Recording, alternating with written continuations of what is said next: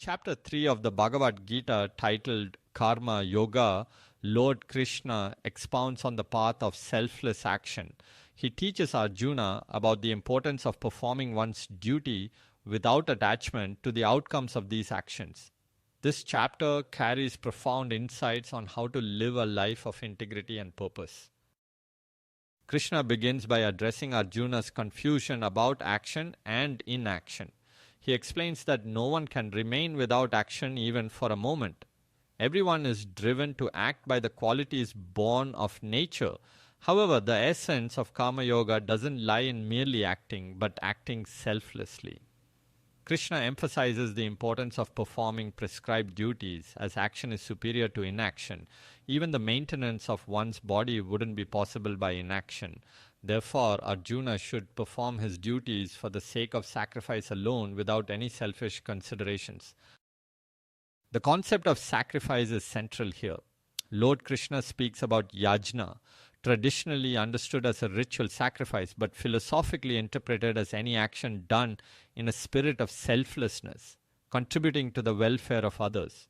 By performing actions as a sacrifice free from attachment, one can attain the supreme. It is through disciplined action, without attachment to results, that one can maintain personal and social order and ultimately reach liberation. Krishna then touches on the qualities of a true karma yogi, someone who acts selflessly without caring for success or failure. This attitude leads to peace and contentment, because when you are detached from the outcomes, neither success inflates your ego nor does failure depress your spirit. Furthermore, Lord Krishna warns against the trap of desire-driven actions, for they lead to attachment and subsequently to conflict and destruction.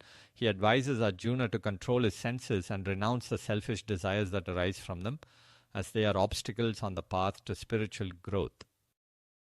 Finally, Krishna underscores the leadership responsibility that comes with understanding Karma Yoga.